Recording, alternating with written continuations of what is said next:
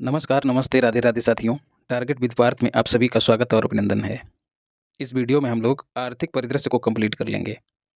ये आर्थिक परिदृश्य की दूसरी वीडियो है। इसी के साथ आर्थिक परिदृश्य वाला पूरा चैप्टर कंप्लीट हो जाएगा।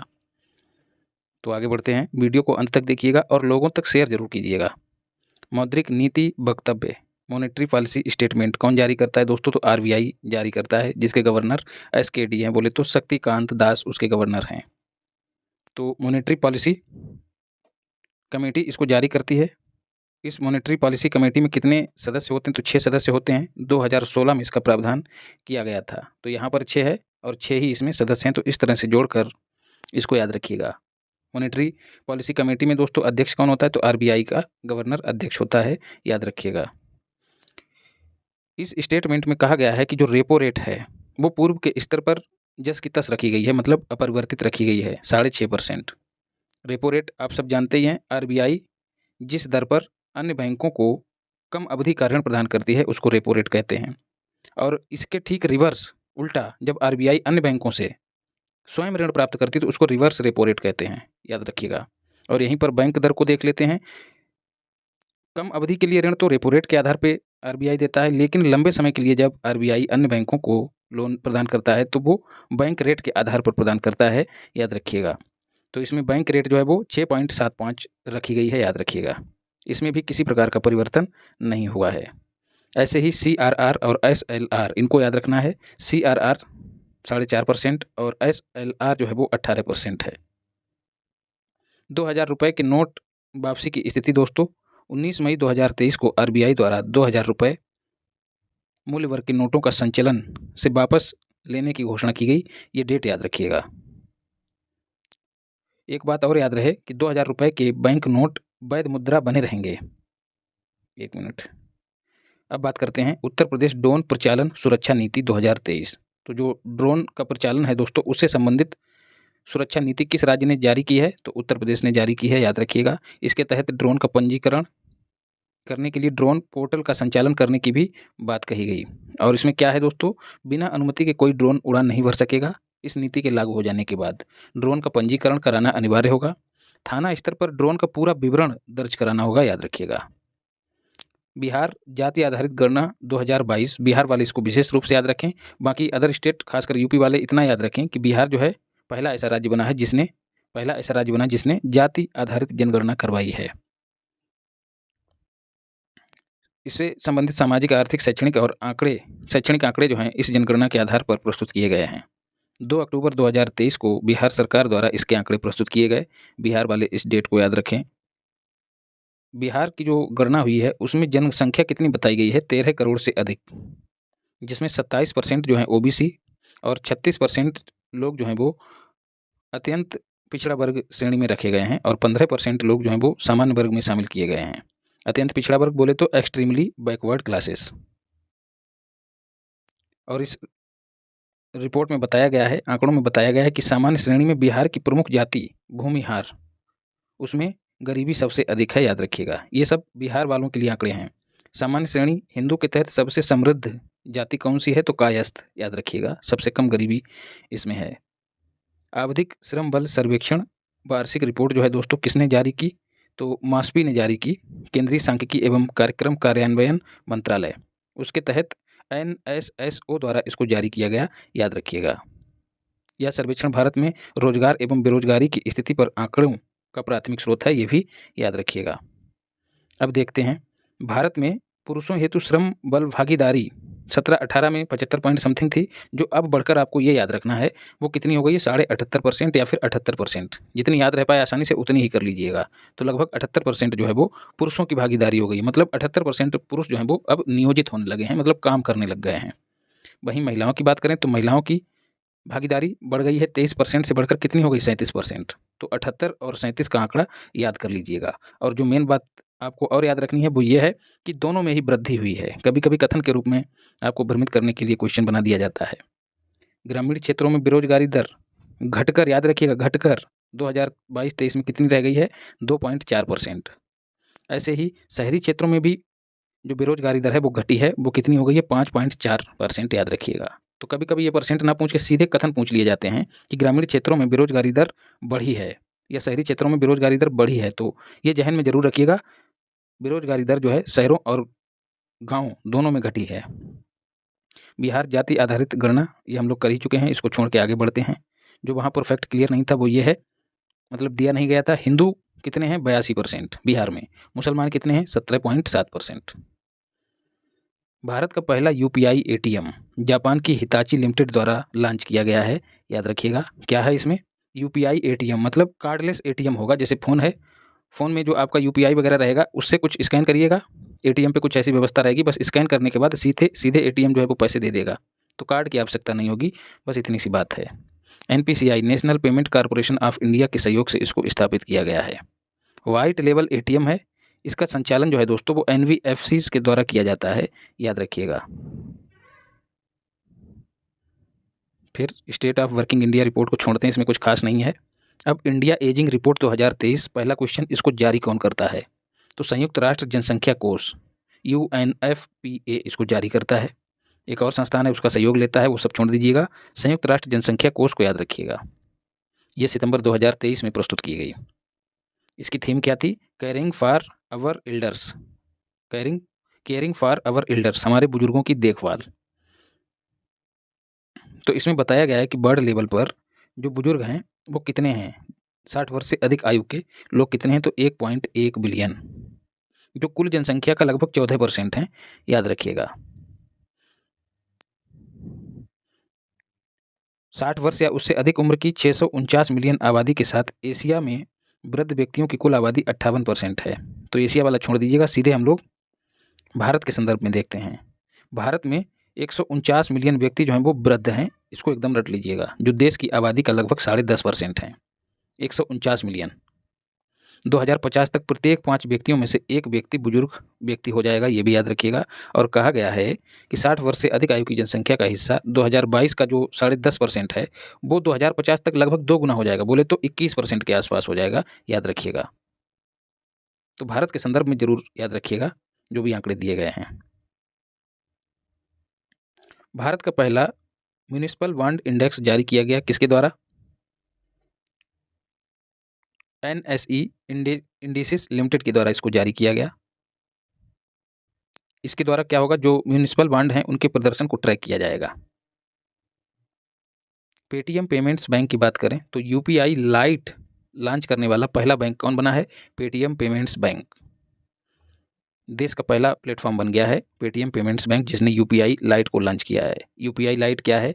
बिना पिन दर्ज किए 200 रुपये तक के त्वरित और निर्बाध लेन देन को यूपीआई लाइट सक्षम बनाता है। आप लोगों ने एड भी खूब देखा होगा। कृषि और संबद्ध क्षेत्रों को देखते हैं।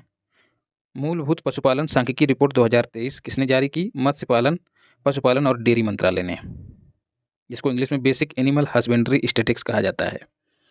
और इसमें मार्च 2022 से फरवरी 2023 की अवधि के दौरान जो भी उत्पादों के अनुमान हैं उनको आंकड़ों के माध्यम से प्रस्तुत किया गया है। इसमें कहा गया है कि दुग्ध उत्पादन में भारत में 22-23 के दौरान दुग्ध उत्पादन कितना रहा है? तो 22-23, ये 23 उठा लीजिएगा और 23 के आगे जीरो लगा दीजिएगा। 230 मिलियन टन दुग्ध उत्पादन रहा है। इसमें यूपी की भागीदारी लगभग 15% है, ये भी याद रखिएगा। कुल दुग्ध उत्पादन में भारत विश्व में पहले स्थान पर है। और बात करें देश में दुग्ध की प्रति व्यक्ति उपलब्धता कितनी है? तो 459 ग्राम प्रतिदिन है। ये फैक्ट भी अच्छे से याद कर लीजिएगा। दुग्ध उत्पादक शीर्ष राज्य कौन से हैं? उत्तर प्रदेश पहले स्थान पे लगभग 15.7%, अभी आपको ऊपर भी बता चुका हूँ। दूसरा स्थान राजस्थान का है और तीसरा स्थान मध्य प्रदेश का है। बात करें प्रति व्यक्ति दुग्ध उपलब्धता में शीर्ष राज्य कौन सा है? तो पंजाब। अंडा उत्पादन को देखते हैं दोस्तों, तो कुल अंडा उत्पादन में भारत विश्व में तीसरे स्थान पर है। राज्यों में अंडा उत्पादक शीर्ष राज्य कौन सा है? आपको पहले भी यही बताया था, मतलब पहले भी यही था राज्य और अब भी वही है, आंध्र प्रदेश।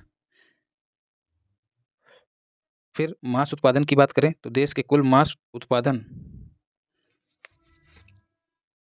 मांस के उपभोग में या फिर कहीं प्रति व्यक्ति उपलब्धता कितनी है? तो 7.1 किलोग्राम प्रति वर्ष, ठीक है, या फिर 7 किलोग्राम। एक व्यक्ति जो है एक वर्ष में 7 किलोग्राम मांस खाता है, उसके लिए मांस उपलब्ध रहता है। मांस उत्पादक शीर्ष 5 राज्य कौन से हैं? उत्तर प्रदेश, दूसरा स्थान पश्चिम बंगाल का है। ये सब हमने घटनासार में भी तैयार कर लिया है। ऊन उत्पादन की बात करें तो ऊन उत्पादक शीर्ष राज्य कौन से हैं, तो राजस्थान, दूसरा स्थान जम्मू कश्मीर का है। प्रमुख फसलों का उत्पादन देख लेते हैं। अंतिम अनुमान अक्टूबर 2023 में जारी किया गया, जिसमें कहा गया है कि कुल खाद्यान्न उत्पादन कितना है, 330 मिलियन टन, याद कर लीजिएगा। चावल का कितना है, 135 मिलियन टन। गेहूं का कितना है, 110 मिलियन टन। और यहाँ पर मोटे अनाजों की बात करें तो 57 मिलियन टन। कुल खाद्यान्न आपको पहले ही बता चुका हूँ, 330 मिलियन टन। गन्ना कितना है, 490 मिलियन टन। बागवानी फसलों का उत्पादन कितना है कुल, तो 350 या फिर 351 मिलियन टन। तो ये मेन फैक्ट्स हैं जो आपको कतई नहीं भूलने हैं। रबी फसलों के लिए न्यूनतम समर्थन मूल्य विपणन सत्र 2024-25 के लिए आर्थिक मामलों की मंत्रिमंडलीय समिति द्वारा जो है इनको मंजूरी प्रदान की गई। कुछ नहीं करना है, आपको सीधे रेट याद कर लेना है। गेहूं का एमएसपी कितना है, 2275 रुपये। उसमें वृद्धि कितनी हुई, तो 150 रुपये। चना दोस्तों 5440, चना में भी चा है और चौवन में भी चा है, तो ऐसे जोड़कर याद रखिएगा। इसमें सबसे कम वृद्धि हुई है, चना के एमएसपी में सबसे कम वृद्धि हुई है, ये याद रखिएगा। मसूर का एमएसपी कितना रखा गया है, 6425 रुपये। इसमें सर्वाधिक वृद्धि हुई है, 425 रुपये की। सरसों और रेपसीड की बात करें तो उसका एमएसपी 5650 रुपये है। बात करें गन्ना के एमएसपी की, तो गन्ना का एमएसपी नहीं जारी किया जाता, गन्ना के लिए एफआरपी को जारी किया जाता है, याद रखिएगा। कृषि पर राष्ट्रीय सम्मेलन रबी फसल होती है उससे पहले आयोजित होता है, और जब खरीफ फसल होने वाली होती है तो उससे पहले आयोजित होता है। मतलब दोनों सीजनों में इसका आयोजन होता है। कौन करता है, कृषि और किसान कल्याण मंत्रालय। इसमें कहा गया कि 2015-16 से देश में खाद्यान्न उत्पादन में वृद्धि की स्थिति बनी हुई है। कथन के रूप में पूछा जा सकता है। देश के अग्रिम अनुमान जो अभी हम पीछे भी देख चुके हैं, खाद्यान्न उत्पादन में कुल कितनी वृद्धि दर्ज की गई, 15% की वृद्धि दर्ज की गई, या फिर 14.9% की, जो कुल कितना हो गया, 330 मिलियन टन। बस यही फैक्ट आपको याद रखना है। ऐसे ही खरीफ से पहले जो अभियान हुआ उसमें क्या आंकड़ा जारी किया गया, कृषि का सकल घरेलू उत्पाद जीडीपी में लगभग 19% योगदान देता है, और लगभग 2/3 आबादी इसी क्षेत्र पर निर्भर है। इस फैक्ट का इस्तेमाल आप कृषि क्षेत्र में निबंध लिखते वक्त कर सकते हैं। सम्मेलन में सरकार द्वारा देश भर में 3.25 लाख से अधिक जो उर्वरक की दुकानें हैं उनको प्रधानमंत्री किसान समृद्धि केंद्रों के रूप में परिवर्तित करने की घोषणा की गई। ये ऐसे केंद्र होंगे जहां किसान न केवल उर्वरक और बीज खरीद सकते हैं बल्कि मिट्टी का परीक्षण भी करवा सकते हैं। तो ये संख्या याद रखिएगा, 3.25 लाख दुकानें जो हैं इस तरह से बदली जाएंगी। लघु सिंचाई योजनाओं की छठी गणना दोस्तों, सिंचाई की बात हो रही तो स्वाभाविक सी बात है, जल शक्ति मंत्रालय ने इसको कराया होगा। क्रम याद रखिएगा, छठी गणना है। इसमें बताया गया है कि देश में उपलब्ध सिंचाई जो है, सिंचाई योजनाओं में, लघु सिंचाई योजनाओं में 94% या फिर कहीं सर्वाधिक भूजल वाली योजनाएं हैं जो सतही जल का इस्तेमाल करती हैं, नदी तालाब इत्यादि। और वहीं माफ़ कीजिएगा, भूजल, ये ग्राउंड वाटर वाली योजनाएं हैं, इनका हिस्सा सर्वाधिक है। सतही जल की योजनाएं कितनी हैं, महज 5%, याद रखिएगा। देश में सर्वाधिक लघु सिंचाई योजनाएं किस राज्य में कार्यान्वित हो रही हैं, तो उत्तर प्रदेश में। दूसरे स्थान पर महाराष्ट्र है। भूजल योजनाओं में अग्रणी राज्य कौन है जो ज़्यादा ग्राउंड वाटर का दोहन करता है, तो उत्तर प्रदेश। सतही जल दोस्तों, सतही जल से संबंधित सर्वाधिक योजनाएं कहाँ क्रियान्वित हो रही हैं, तो महाराष्ट्र में, याद रखिएगा।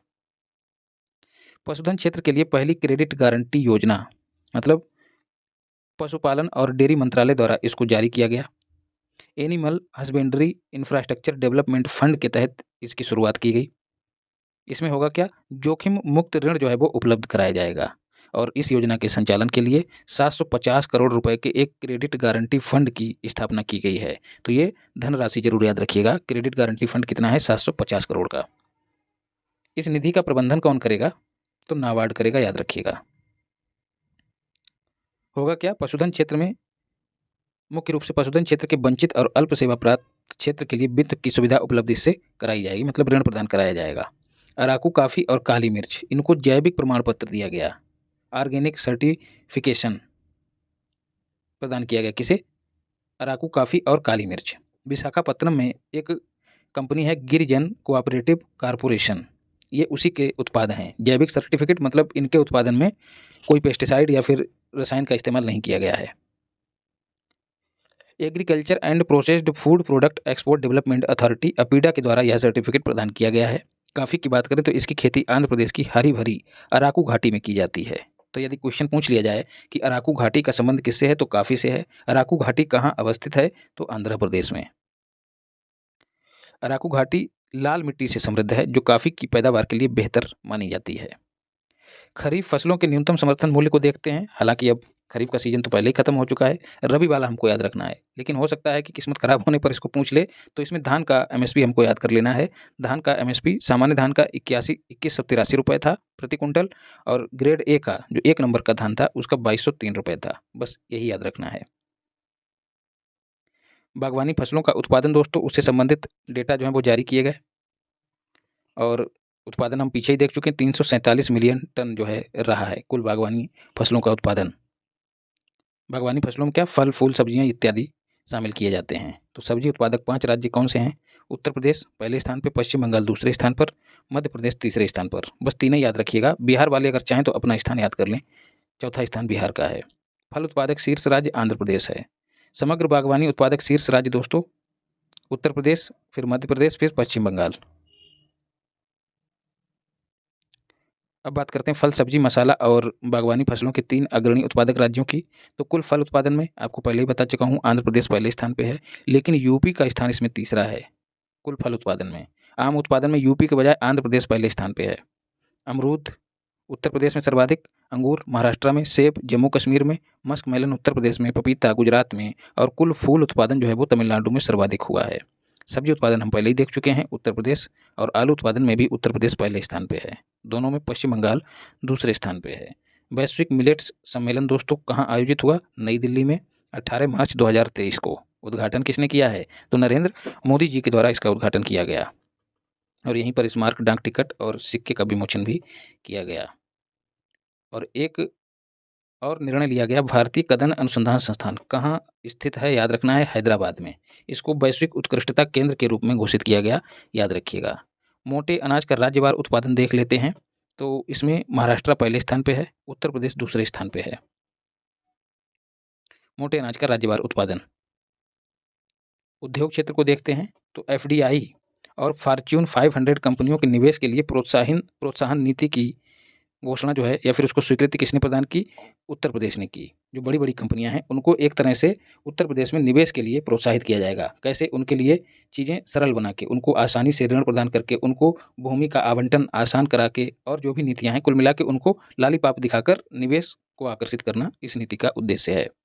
उत्तर प्रदेश सरकार द्वारा राज्य के सकल घरेलू उत्पाद को $1 ट्रिलियन तक पहुँचाने का लक्ष्य रखा गया है। इसको याद रखिएगा। और यहीं पर एक फैक्ट और याद रखना है, ईज ऑफ डूइंग बिजनेस में उत्तर प्रदेश वर्तमान में दूसरे स्थान पर पहुंच गया है, जो कि 2017 में 14वें स्थान पर था। तो वर्तमान वाला याद रखिएगा, दूसरे स्थान पर है। पहले स्थान पर आंध्र प्रदेश है, ये भी याद रखिएगा। सकल घरेलू उत्पाद में उत्तर प्रदेश 5वें स्थान पर था पहले, लेकिन अब जो है वो दूसरे स्थान पर आ गया है। प्रत्यक्ष विदेशी निवेश एफडीआई को आकर्षित करने के संदर्भ में उत्तर प्रदेश 11वें स्थान पर है, ये फैक्ट भी याद रखिएगा। और उत्तर प्रदेश में जो जल मार्ग हैं उनकी संख्या भी कितनी है? 11, ये भी याद रखिएगा। लॉजिस्टिक्स ईज या फिर लीड्स रिपोर्ट जो है कौन जारी करता है? तो केंद्रीय वाणिज्य और उद्योग मंत्रालय, जिसके मंत्री हैं पीयूष गोयल, उनके द्वारा इसको जारी किया गया। 2018 में विश्व बैंक के जो लॉजिस्टिक प्रदर्शन सूचकांक है उसकी तर्ज पर इसकी शुरुआत की गई थी, लेकिन ये जो है अब 5वां संस्करण है लीड्स का, याद रखिएगा। लॉजिस्टिक्स आप सभी जान ही रहे होंगे, वस्तुओं के उत्पादन के बाद उनका भंडारण और उसके बाद लोगों तक पहुँचाने की जो पूरी प्रक्रिया है उसको लॉजिस्टिक्स का दर्जा दिया जाता है। अब लॉजिस्टिक्स की बात करें तो लॉजिस्टिक्स के मामले में लैंडलॉक्ड जो ग्रुप है राज्यों का, उसमें अचीवर्स की श्रेणी में उत्तर प्रदेश को शामिल किया गया है। फास्ट मूवर्स की श्रेणी में मध्य प्रदेश को शामिल किया गया है, और एस्पायर्स या फिर आकांक्षी की श्रेणी में बिहार को शामिल किया गया है। तो अपना अपना स्टेटस अपने अपने राज्य के अनुसार याद कर लीजिएगा। उत्तर प्रदेश को अचीवर्स की श्रेणी में रखा गया है। राइट्स और इरकॉन, ये 2 कंपनियां हैं जिनको नवरत्न का दर्जा दिया गया है।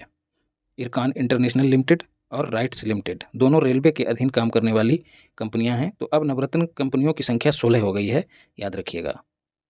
कुल 16 हो गई है। 14वीं कौन सी थी दोस्तों? तो RCFL, राष्ट्रीय केमिकल्स एंड फर्टिलाइजर्स लिमिटेड, आपको 14वीं भी याद रखनी है। उसके बाद 2 और शामिल हुई हैं, एक इरकॉन इंटरनेशनल लिमिटेड जो कि 15वीं है, और एक है राइट्स जो कि 16वीं है। इरकॉन में आई है तो आई वाली पहले आती है, ABCD में भी पहले आती है, तो यहाँ पर भी राइट्स से पहले है, आर वाली बाद में आती है। तो राइट्स जो है वो 16वीं है। उत्तर प्रदेश फार्मास्यूटिकल एवं चिकित्सा उपकरण उद्योग नीति, तो दवाई और जो चिकित्सा में उपकरण इस्तेमाल होते हैं उनसे संबंधित एक नीति जो है उत्तर प्रदेश के द्वारा प्रख्यापित की गई अगले 5 वर्षों के लिए। उद्देश्य इसका क्या होगा? वही फार्मास्यूटिकल क्षेत्र मतलब दवाओं के उत्पादन को बढ़ावा देना, चिकित्सा के उपकरणों को भी, उनके उत्पादन को भी बढ़ावा देना इसका उद्देश्य है। 5 वर्ष के लिए इसको प्रभावी किया जाएगा। याद रखिएगा 5 वर्ष के लिए प्रभावी रहेगी। 8 जून 2023 से प्रभावी होगी और अगले 5 वर्ष तक रहेगी। फार्मास्यूटिकल्स बाजार मात्रा के आधार पर फार्मास्यूटिकल के उत्पादन में विश्व में भारत तीसरे स्थान पर है। ये मात्रा के आधार पर भारत तीसरे स्थान पर, मतलब दवाओं के निर्माण में भारत मात्रा के आधार पर तीसरे स्थान पर है। यदि उन्हीं दवाओं के मूल्य की बात करें तो मूल्य के आधार पर भारत को 14वां स्थान प्राप्त है। वैश्विक स्तर पर जेनेरिक दवाओं का सबसे बड़ा आपूर्तिकर्ता भारत है, ये भी याद रखिएगा। चिकित्सा सामग्री की बात करें तो भारत विश्व में 12वां सबसे बड़ा निर्यातक है। भारत ग्रीनफील्ड फार्मास्यूटिकल परियोजनाओं हेतु सीधे 100% तक की तथा ब्राउनफील्ड फार्मास्यूटिकल परियोजनाओं हेतु 74% FDI की पेशकश करता है। ग्रीनफील्ड परियोजनाएं ऐसी परियोजनाएं होती हैं जो जीरो से स्टार्ट करी जाती हैं और ब्राउनफील्ड परियोजनाएं ऐसी परियोजनाएं होती हैं जो पहले से ही स्थापित होती हैं लेकिन उन्हें अपग्रेड कर दिया जाता है। तो जो ब्राउनफील्ड कंपनियां होंगी उनको 74% जो है FDI करने की अनुमति है, बाकी ग्रीनफील्ड वाली उनको 100%। India tourism statistics and at a glance एक रिपोर्ट है दोस्तों जिसमें 2022 के आंकड़े जारी किए गए हैं, जुलाई 2023 में लॉन्च हुई है। किस टाइटल से? India tourism statistics at a glance. Title आपको याद नहीं रखना, ये नहीं पूछा जाएगा। और इसमें कहा गया है कि विश्व पर्यटन प्राप्तियों में भारत का स्थान 14वां है। पर्यटन प्राप्तियां मतलब पर्यटन उद्योग के माध्यम से जो धन प्राप्त किया है उस मामले में भारत का स्थान 14वां है। 5 केंद्रीय संरक्षित स्मारक जिनमें भारतीय पर्यटक सर्वाधिक गए हैं, तो जो प्रेम का प्रतीक है ताजमहल, उसमें सबसे ज़्यादा गए हैं। दूसरे स्थान पर लाल किला।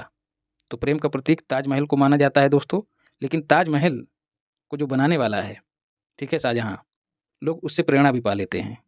जो आज का युवा वर्ग है वो शाहजहां से प्रेरणा पाकर उसी आधार पे जो है प्रेम तो नहीं करता लेकिन प्रेम का कारोबार जरूर करता है, और इसी कारोबार के चलते जो है वो पर गर्लफ्रेंड गमन, पर बॉयफ्रेंड गमन और पर हस्बैंड गमन, पर वाइफ गमन को अंजाम देता है और प्रतीक मानता है प्रेम का ताजमहल को। तो प्रतीक मानना है तो राम सेतु को मानो, जो भगवान ने अपनी प्रेयसी को पाने के लिए बहुत ही सीमित संसाधनों में जुगाड़ों का इस्तेमाल करके बना दिया था।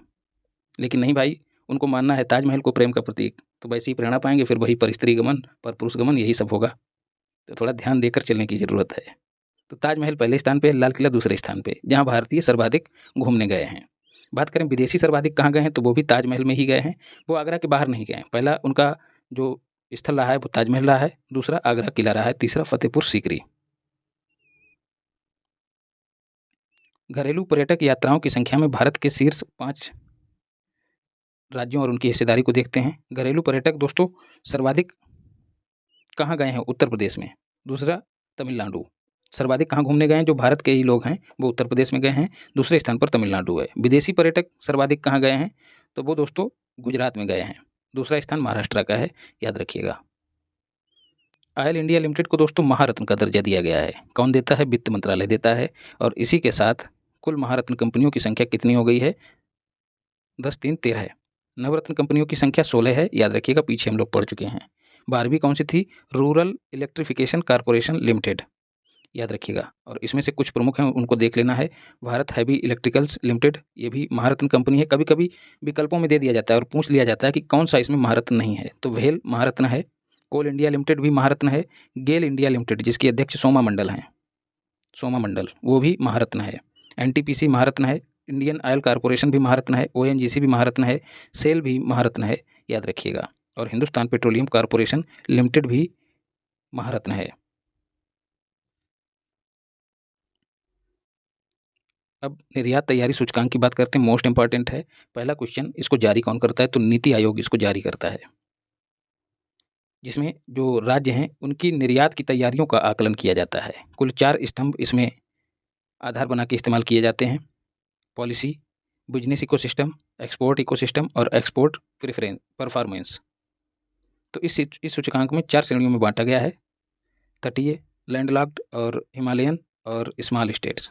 तो तटीय जो राज्य हैं उनकी श्रेणी में पहला स्थान तमिलनाडु को प्राप्त हुआ है, अंतिम स्थान केरल को प्राप्त हुआ है। हिमालयी राज्यों में उत्तराखंड को पहला स्थान प्राप्त हुआ है, मतलब ये राज्य जो हैं वो निर्यात की बढ़िया तैयारी रखते हैं। लैंडलॉक्ड राज्यों की बात करें तो हरियाणा शीर्ष पर है। लैंडलॉक्ड राज्यों की श्रेणी में यूपी चौथे स्थान पर है, यूपी जो है तीसरे स्थान पर है, बिहार 9वें स्थान पर है। ये लैंडलॉक्ड श्रेणी की बात हो रही है। समग्र रैंकिंग की बात करें तो तमिलनाडु पहले स्थान पे है, मतलब कुल निर्यात की तैयारी की बात करें दूसरे स्थान पर महाराष्ट्र है, याद रखिएगा। तीसरे स्थान पर कर्नाटक। समग्र सूचकांक में दोस्तों उत्तर प्रदेश की रैंकिंग 7वीं है, बिहार की 22वीं है। तो तटीय वाली आप छोड़ दीजिएगा, लेकिन ये जरूर याद रखनी है, समग्र रैंकिंग 7वें स्थान पर है। और समग्र रैंकिंग में राज्य जो पहले स्थान पर तमिलनाडु, दूसरे पर महाराष्ट्र, तीसरे पर कर्नाटक। भारत का शीर्ष इलेक्ट्रॉनिक्स निर्यातक राज्य कौन बना है? तमिलनाडु। और बात करें दूसरा सबसे बड़ा इलेक्ट्रॉनिक्स का निर्यातक कौन है? Uttar Pradesh. Global startup ecosystem index की बात करें तो इसको स्टार्टअप बिलिंग के द्वारा जारी किया गया, आप जारीकर्ता छोड़ सकते हैं। इसमें भारत की रैंकिंग जो है वो 21वीं है, यूएसए पहले स्थान पर है। बेंगलुरु सभी शहरों में 8वें स्थान पर है, 20 शहरों में बेंगलुरु और दिल्ली को शामिल किया गया है। UP global investor summit most important है। पहला क्वेश्चन, इसका आयोजन कब हुआ? 10 से 12 फरवरी के बीच। कहाँ हुआ? लखनऊ में। उद्घाटन किसने किया? तो मोदी जी के द्वारा। समापन किसने किया? तो राष्ट्रपति द्रौपदी मुर्मू जी ने किया। और इसमें जो है उत्तर प्रदेश सरकार ने अगले 5 वर्षों में राज्य को $1 ट्रिलियन की अर्थव्यवस्था बनाने का लक्ष्य निर्धारित किया। और इस सम्मेलन में लगभग 33.5 लाख करोड़ रुपए के निवेश प्रस्ताव जो हैं वो प्राप्त हुए हैं। ये धनराशि जरूर याद रखिएगा, 33.5 लाख करोड़ रुपए। और इसी में बात करें पश्चिमी उत्तर प्रदेश की तो उसको कुल निवेश प्रस्तावों का 45% प्राप्त हुआ है। पूर्वांचल यूपी को कितना प्राप्त हुआ है? तो 29%। आप सभी जानते हैं कि जो वेस्ट यूपी है, जो पश्चिमी यूपी है, वो औद्योगिकरण की दृष्टि से पूर्वी यूपी से ज़्यादा समृद्ध है। फैक्ट्रियाँ वगैरह वहीं पर ज़्यादा हैं, तो स्वाभाविक सी बात है कि पश्चिमी यूपी में ज़्यादा निवेश के प्रस्ताव प्राप्त हुए होंगे। तो यदि कथन के रूप में पूछ ले तो भूलिएगा मत। तो ये डेटा भी याद रखिएगा, 45% और 29%। बुंदेलखंड क्षेत्र में सर्वाधिक निवेश प्रस्ताव जो हैं वो झांसी को प्राप्त हुए हैं। बात करें किस क्षेत्र में सर्वाधिक निवेश के प्रस्ताव प्राप्त हुए, तो नवीकरणीय ऊर्जा क्षेत्र, ये भी आपको याद रखना है। अन्य अंतर्राष्ट्रीय घटनाक्रमों को देख लेते हैं। वैश्विक प्रेषण पर विश्व बैंक की रिपोर्ट, रेमिटेंस की बात हो रही है दोस्तों। Migration and development brief 39 title से इसको लॉन्च किया गया, याद रखिएगा, वर्ल्ड बैंक के द्वारा। और इसमें कहा गया है कि जो विदेशी काम करने जाते हैं वो पैसा भेजते हैं अपने अपने देशों को, तो उन्हीं के आधार पर, उसी पैसे के आधार पर रैंक जारी की गई। और उसमें कहा गया है कि भारत पहले स्थान पर है, मैक्सिको दूसरे स्थान पर और चीन तीसरे स्थान पर। मतलब भारत के लोग दुनिया में सभी देशों से ज़्यादा पैसा जो है अपने यहाँ भेजते हैं। तो इन तीनों को याद कर लीजिएगा। वैश्विक आर्थिक संभावनाएं रिपोर्ट कौन जारी करता है? ग्लोबल इकोनॉमिक प्रॉस्पेक्टस, विश्व बैंक जारी करता है, बस इसी को याद रखिएगा। ब्रिक्स देशों में सर्वाधिक वृद्धि दर जो है भारत की बताई गई है 6.3%। विश्व आर्थिक स्थिति एवं संभावना रिपोर्ट, याद रखिएगा, ऊपर हमने केवल और केवल विश्व आर्थिक संभावना रिपोर्ट को पढ़ा, लेकिन अब जो है जिसे वर्ल्ड बैंक ने जारी किया, लेकिन यहाँ पर वर्ल्ड इकोनॉमिक सिचुएशन भी शामिल है। यह रिपोर्ट संयुक्त राष्ट्र जारी करता है, याद रखिएगा। विश्व के सर्वाधिक अमीर देशों की बात करें तो प्रति व्यक्ति जीडीपी पीपीपी के आधार पर, परचेजिंग पावर पैरिटी के आधार पर विश्व के सर्वाधिक अमीर देशों में पहला स्थान लग्जमबर्ग का है। डेट टू जीडीपी रेशियो की बात करें तो अरुणाचल प्रदेश का सर्वाधिक है, याद रखिएगा। मार्केट कैपिटलाइजेशन की बात करें तो उस आधार पर विश्व के सबसे 5 बड़े बैंक, पांचों तो नहीं आपको याद रखने, लेकिन पहला याद कर लीजिए, जेपी मॉर्गन चेस, कहाँ का है? यूएसए का। और टॉप 5 में भारत का एक कौ शामिल नहीं है।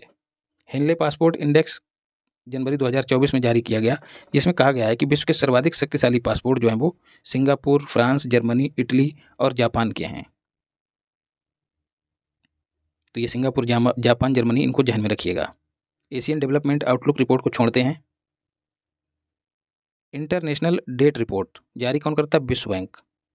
और इसमें कहा गया है कि जो विकासशील देश हैं उन्होंने रिकॉर्ड बाह्य सार्वजनिक एवं सार्वजनिक रूप से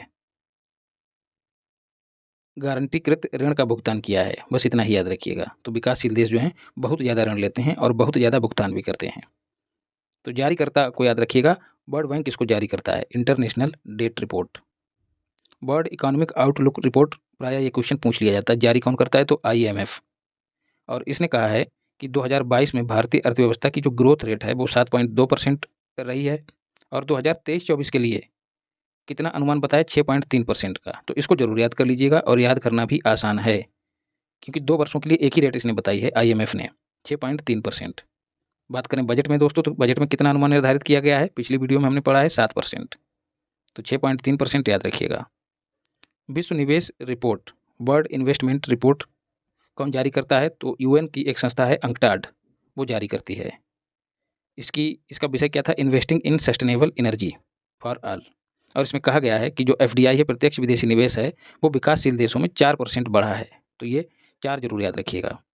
और इसी में कहा गया है कि 2022 में भारत में 49 बिलियन अमेरिकी डॉलर का FDI आया है, 49 बिलियन, जो पिछले वर्ष की तुलना में 10% अधिक है। तो क्या हुआ है, FDI में भारत ने वृद्धि दर्ज की। तो ये कथन के रूप में यदि पूछ लिया जाए तो भ्रमित मत होइएगा। FDI अंतर प्रवाह की बात करें तो उस मामले में भारत को 8वां स्थान प्राप्त हुआ। अंतर प्रवाह मतलब भारत में बाहर से निवेश आया, FDI आया। तो अंतर प्रवाह के मामले में दोस्तों पहला स्थान USA का है और बाह्य प्रवाह के भी मामले में पहला स्थान USA का ही है, याद रखिएगा। मतलब यहाँ से सर्वाधिक FDI दूसरे देशों में भेजा गया और सर्वाधिक FDI USA में आया भी। दोनों ही मामलों में USA पहले स्थान पर है। ग्लोबल स्किल्स रिपोर्ट की बात करें दोस्तों, तो इसमें कहा गया है कि समग्र कौशल दक्षता स्किल प्रोफिशिएंसी के मामले में स्विट्जरलैंड पहले स्थान पे है, भारत को 60वां स्थान प्राप्त हुआ है। बस इतना ही याद रखना है। स्काई ट्रैक्स की बात करें दोस्तों, तो इसने एक रिपोर्ट जारी की जिसमें कहा है कि सिंगापुर चांगी एयरपोर्ट विश्व का सर्वश्रेष्ठ हवाई अड्डा घोषित किया गया है। सर्वाधिक स्वच्छ हवाई अड्डा की सूची में जापान का टोक्यो हानेडा हवाई अड्डा शामिल किया गया है। दोनों आपको याद रखने हैं। 100 सर्वश्रेष्ठ हवाई अड्डों में भारत के 4 शामिल हुए हैं। उनमें टॉप कौन है, सबसे ऊपर कौन है, इंदिरा गांधी अंतर्राष्ट्रीय हवाई अड्डा। और पिछली क्लास में हमने पढ़ा भी है कि ये भारत का सबसे व्यस्त हवाई अड्डा है, याद रखिएगा। और इंटरनेशनल लेवल पर अटलांटा, याद रखिएगा। इंदिरा गांधी जो अंतर्राष्ट्रीय हवाई अड्डा है, इसको बेस्ट एयरपोर्ट इन इंडिया का पुरस्कार प्राप्त हुआ है। इसके साथ ही क्लीनेस्ट एयरपोर्ट इन इंडिया पुरस्कार भी इंदिरा गांधी अंतर्राष्ट्रीय हवाई अड्डे को ही प्राप्त हुआ है। वैश्विक सूचकांकों को देखते हैं तो फोर्ब्स ने 100 सबसे अधिक शक्तिशाली महिलाओं की सूची जारी की दिसंबर महीने में, जिसमें कहा है कि दुनिया की सबसे शक्तिशाली महिला हैं वो उर्सुला वान, जो कि जर्मनी की हैं, जो कि यूरोपियन यूनियन की अध्यक्ष हैं, याद रखिएगा। दूसरा स्थान क्रिस्टीन लेगार्ड का है, जो कि फ्रांस की हैं। भारत की 4 महिलाएं इसमें शामिल हुई हैं, जिनमें सबसे ऊपर हैं निर्मला ताई, जिनको 32वां स्थान प्राप्त हुआ है। ये लगातार 5वीं बार इस सूची में शामिल हुई हैं। इसके अलावा रोशनी नाडार, सेल की अध्यक्ष सोमा मंडल, किरण मजूमदार इसमें शामिल हुई हैं। 100 प्रेरक प्रभावशाली महिलाओं की सूची की बात करें, जिसे BBC ने जारी किया है, list of 100 inspiring and influential women, तो उसमें कौन कौन शामिल हुई हैं। अंतर्राष्ट्रीय स्तर पर मिशेल ओबामा, क्लाउडिया गोल्डन जिन्हें अर्थशास्त्र का नोबेल मिला है, फुटबॉलर बोना मार्टी। भारत की कौन सी महिलाएं इसमें शामिल हुई हैं, तो दिया मिर्जा जो कि एक्ट्रेस हैं, फोटोग्राफर आरती कुमार राव, क्रिकेटर हरमनप्रीत कौर और बौद्धनन तेंजिन पामो इसमें शामिल हुई हैं। तो ये खाली जहन में डाले रखिएगा ताकि यदि तुक्का लगाने को आ जाए तो आप लगा दें, ज़्यादा इंपॉर्टेंट नहीं है।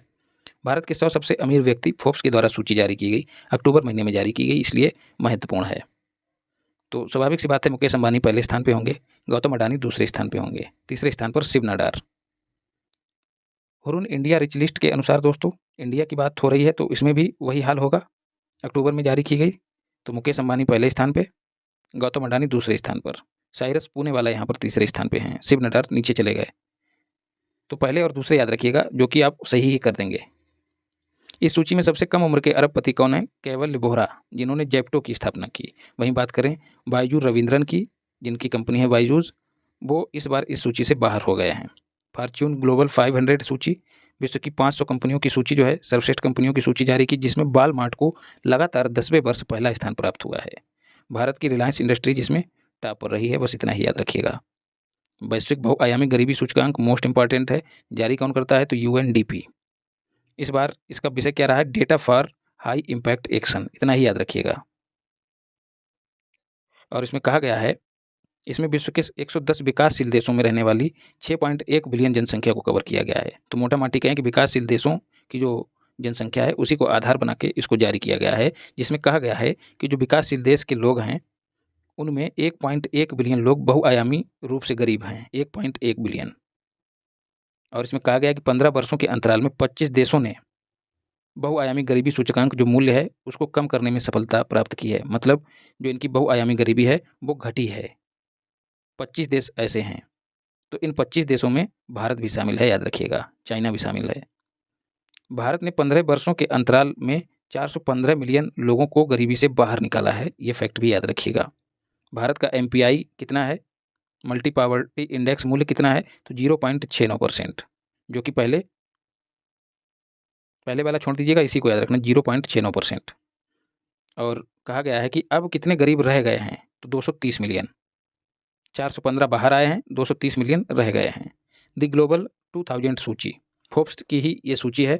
विश्व की 2000 कंपनियों को जो है इसमें शामिल किया गया, जिसमें JP मॉर्गन चेस जो कि USA की कंपनी है, फाइनेंस कंपनी है, वो पहले स्थान पर रही है।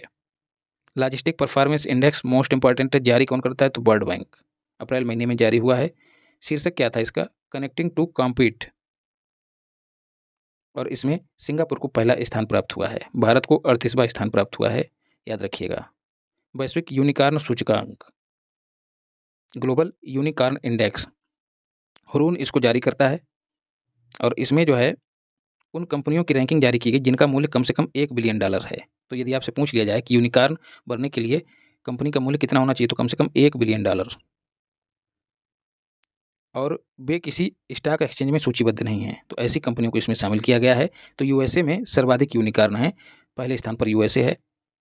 टिकटॉक के स्वामित्व वाला वाइट डांस विश्व का सर्वाधिक मूल्यवान यूनिकॉर्न है, याद रखिएगा, जो कि चीन का है। तो सर्वाधिक यूनिकॉर्न है कहाँ के, USA के हैं, लेकिन सर्वाधिक मूल्यवान यूनिकॉर्न कौन सा है, तो टिकटॉक, याद रखिएगा। भारत यूनिकॉर्न के मामले में तीसरे स्थान पे है। भारत में कुल कितने यूनिकॉर्न है, तो 68 यूनिकॉर्न हैं। भारत के शहरों में सर्वाधिक यूनिकॉर्न किस शहर में है, तो बेंगलुरु में। विश्व के अरबपतियों की सूची की बात करें तो फोर्ब्स के द्वारा जारी की गई अप्रैल में, जिसमें बर्नार्ड अर्नाल्ट जो है पहले स्थान पे हैं, दूसरे स्थान पर एलन मस्क और तीसरे स्थान पर जेफ बेजोस हैं। भारतीय कौन होंगे इसमें, मुकेश अंबानी पहले स्थान पे होंगे, और महिला जो अरबपति हैं वो कौन है, सावित्री जिंदल। अब बात करें हुरून ग्लोबल रिच लिस्ट की, तो इसमें भी भारत के मुकेश अंबानी पहले स्थान पे हैं, और ग्लोबल लेवल पर कौन होगा, तो वही बर्नार्ड अर्नाल्ट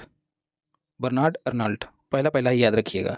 मानव विकास रिपोर्ट की बात करें कौन जारी करता है, तो UNDP सितंबर 2022 में जारी की गई, 21 और 22 के लिए जारी की गई।